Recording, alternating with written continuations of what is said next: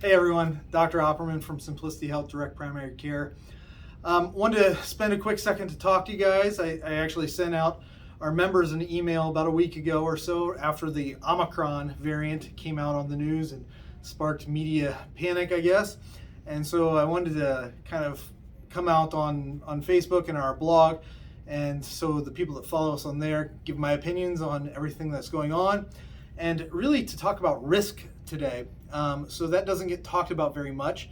And the reason for this prompting my video today is actually I had a conversation with my brother last night, who's been vaccinated twice. And he's young and fairly healthy, and basically said, hey, should I get a booster? And I said, well, I guess it's up to you. It's not totally required. And he said, well, I'm seeing a lot of COVID, and I am also seeing a lot of COVID. And there's the new Omicron variant, and that had got him a little nervous. And I think a lot of people have gotten nervous. So I wanted to talk about risk and what your risk is of everything and help you make a better decision. So as I've done in the past, this will be a non-political debate. I'll be sure to say something to piss off the Republicans, and I'll be sure to say something to piss off the Democrats. And I really don't care because I just want to present the facts and the data and give you some opinions. So hopefully you can make a nonpartisan, rational decision and help you live your life better. So about Omicron, I don't think that we need to necessarily be terribly fearful of this. And as I told my members in the email, maybe it's something that perhaps we could even celebrate.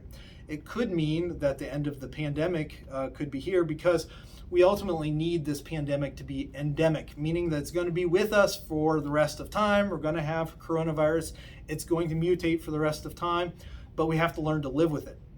And we can minimize or mitigate risk, decrease our chance of hospitalization and death. And, who cares if you get sick? That's part of life. We all get sick. So we have to figure out how to live with this going forward. So I wanted to spend a second talking about that. I have my notes right here, so try to ignore that if you can. But basically, back to the conversation with my brother and the booster and risk. So one of the things that is important is figuring out what is your risk of dying, or what is your risk of even getting hospitalized if you got COVID. And we're talking about the Delta and Alpha variants, the previous COVID. This is straight from the CDC. They say that the risk of hospitalization in a fully vaccinated patient, meaning one vaccine and a second vaccine, is 1 in 26,000 people. I think it's probably higher than that, just based on my personal experience, but that's a pretty low risk. And then if you get a booster, that decreases your risk by tenfold. So it takes you from 1 in 26,000 to 1 in 260,000 risk of being hospitalized. I mean, that's a pretty decent risk reduction, and these are their numbers. But I guess the bottom line is 1 in 26,000 is not that big of a risk. Now, let's say that you're unvaccinated. The risk, even at the highest, after you adjust, and people have done this and taken the data, so the risk of being hospitalized, even in unvaccinated patients, is less than 1%. And even after you adjust for different variables and data, the highest I've seen is 1.6%. I mean, that's a catastrophic number when you think about 1.6% of 330 million people in the United States. So thank goodness we've had this vaccination effort. I'm pro-vaccine, and if you're on the super one side of the political aisle and that bothers you, I'm sorry, but the vaccines definitely work. But does a young, healthy person need a booster dose to decrease that risk from 1 in 26,000 to maybe 1 in 260,000? And mind you, my brother has already had COVID and has natural immunity. Probably not. So getting a vaccine also has a little bit of risk. So there's a risk of myocarditis, especially in young males. And so potentially that risk is also very, very low, but the vaccine doesn't come without risk. So again, I'm pro-vaccine. I think the vaccines are useful, but we have to think about risk and how useful is this vaccine and getting a booster. Now we have this Omicron variant, and the CDC or Fauci or WHO or whoever's putting out these things say, well, get boosted to increase your neutralizing antibodies because that will help against Omicron. And that likely will. But let's talk about Omicron. I think Omicron, by all people's accounts, so far the early anecdotal, and this could change, but the early evidence is it's a weaker virus that transmits quickly. So in other words, in medical terms, it's highly virulent but has lower pathogenicity. I've talked about this in previous blogs. I've been talking about this for a long time, actually. I've actually talked about the mutation on the spike protein that was inevitable that would happen. I mentioned that in a blog post on September 3rd. So if you can go back and read my blog post, I've talked about all of this stuff, but kind of rehashing that this is expected. We knew this was going to happen. But as viruses mutate, they tend to become weaker. Viruses want to survive. They want to propagate. They want to spread to other people. If a virus is making somebody so sick that they're on their deathbed, they don't want to go to Kroger, they don't want to go to Target, they stay home and social distance just by nature because they don't want to go out. So viruses will tend to mutate towards weaker forms or less pathogenic forms, but they will be more virulent. They'll spread easier to other people. That's actually what we want. We want this virus to be endemic. We want everybody to get some form of immunity, whether that's vaccine-induced immunity, natural immunity, or a hybrid, a combination of both, which is probably likely the end of the pandemic and making it endemic. Once we all have either natural immunity, hybrid immunity, vaccine-induced immunity, once we all have this immunity, then yeah, who cares if you get sick with another cold as long as you don't die. So that's what we're looking for, and Omicron may be our way out of this. So with all of the panic going on in the world, Omicron may actually be great news. Too early to tell, and I think we will certainly have increased hospitalization and death because it looks like it's really transmissible. It looks like a lot of people are going to get this, and maybe even the vaccinated people, maybe even natural immunity, because there are these mutations on that spike protein. So the natural immunity people that have gotten infected are probably going to be better off than the vaccinated people, which is me. I don't think I've ever been infected. I've checked my antibodies in the past. I don't think I've ever had COVID. I've only had vaccination. So my antibodies are only against that spike protein, which has now significantly mutated. Again, we expected this. The vaccine did not cause that mutation. We expected this. But we all have to get some form of natural immunity so that this becomes endemic and life can go on, right? You just get another cold.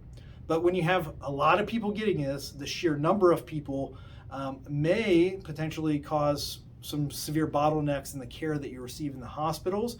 As we know, there are shortages everywhere, and in the healthcare system, there are a lot of shortages. So whether it's the vaccine mandates or people quitting for various reasons, we have a lot of staffing shortages, and that could really create problems with Omicron. So I see that as a potential problem. Again, we think that it's going to be less pathogenic, meaning less likely to kill you, but it's still very early.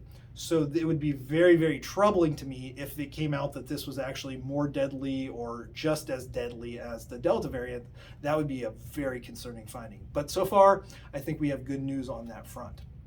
I'm going to cheat and look at my notes. Oh, found this really interesting. So we think that, well, what I've heard is the Omicron variant has mutated from one immunocompromised host, meaning a person that doesn't have a great immune system, and then that's how we got this variant. But the people that I follow, the smart doctors that I follow, a guy named Vinay Prasad, Zubin Demario, something like that, Paul Offit, who's a vaccine expert, these really smart doctors seem to think that maybe that's unlikely. They actually studied COVID in a deer population in Iowa and found that like 40% of the deer, white-tailed deer, had COVID. So these deer obviously aren't masking. They're obviously not social distancing.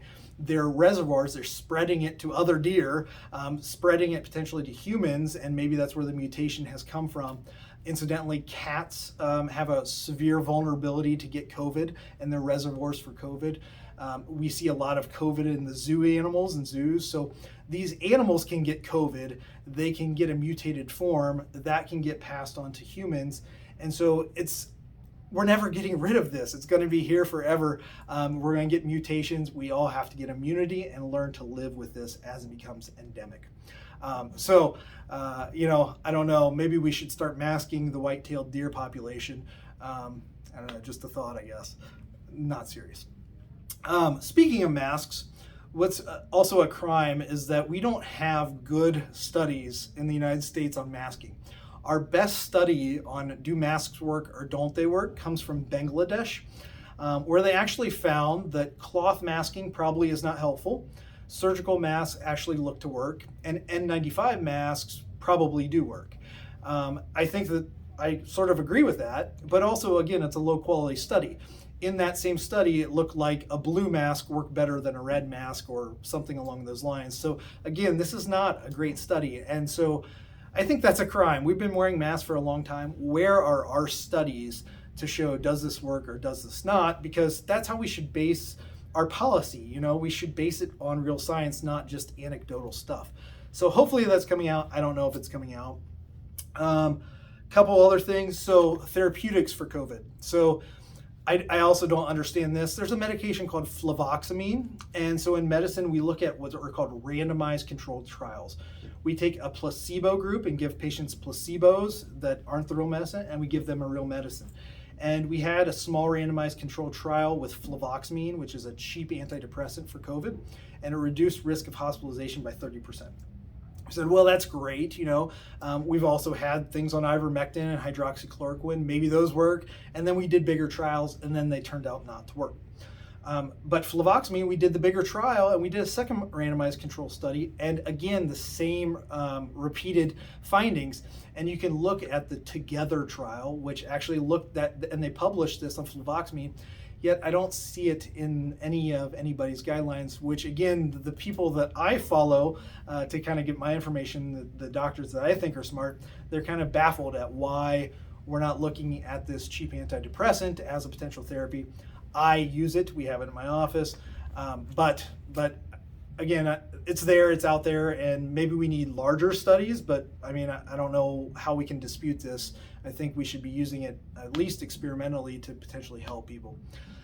That same trial, Together trial, looked at ivermectin, looked at hydroxychloroquine, looked at ritonavir and lopinavir, it looked at metformin. So we studied all these, and all of those trials, studies got stopped early because of futility. In other words, they didn't work. In the exact same Together trial, they studied fluvoxamine, and that got stopped, but not because of futility, but because of superiority. So if something is working and you see that it's working in the trial, it's unethical to not give it to the control group or the placebo group. So if you're giving them a placebo pill, you see that something's working, it's unethical to sit by and watch them worsen when something else is working. So they actually stopped the fluvoxamine trial because of superiority, but they stopped the other trials, ivermectin, hydroxychloroquine, ritonavir, lopinavir, metformin, because of futility.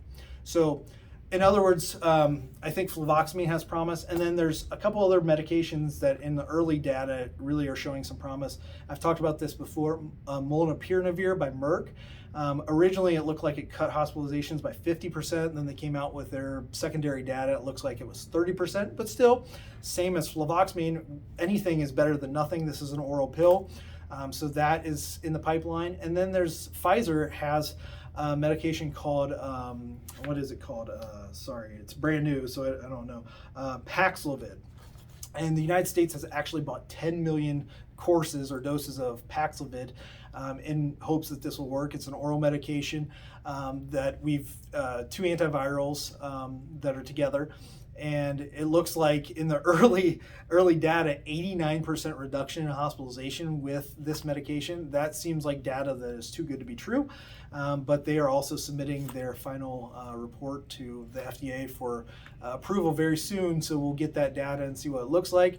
But again, much like the vaccines, where the Trump administration purchased the vaccines ahead of time, so we had a stockpile, which was a great move because that helped our vaccination status and helped the United States. Much in the same, we're making a bet before even this medication is approved that we've bought 10 million doses. So that is in the pipeline, and they've already produced it. And I guess Pfizer says that they can have it by the end of the month.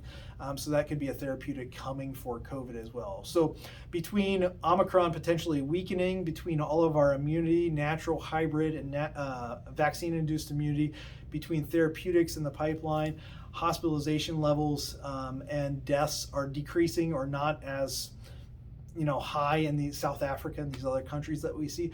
I think there's a lot of good news on the horizon. And so I just want to kind of talk to you guys and say that maybe it's too early to buy into the Omicron panic that the world is falling and we're all going to die. I do think that hospital staffing shortages and just the sheer number of patients with Omicron is probably going to be a problem. But again, it's too early to tell for us to panic. So that's what I have. That's my update for Omicron. Just a PSA, the flu, the data came out today for the CDC flu map, and it looks like in Kentucky it has now turned yellow, and so the surrounding states are starting to get more flu. So it's probably a good time to really think about getting your flu vaccine. It'll take 2 to 3 weeks for that immunity to kick in, so today or very soon is a really good idea to get your flu vaccine if you have not already gotten it.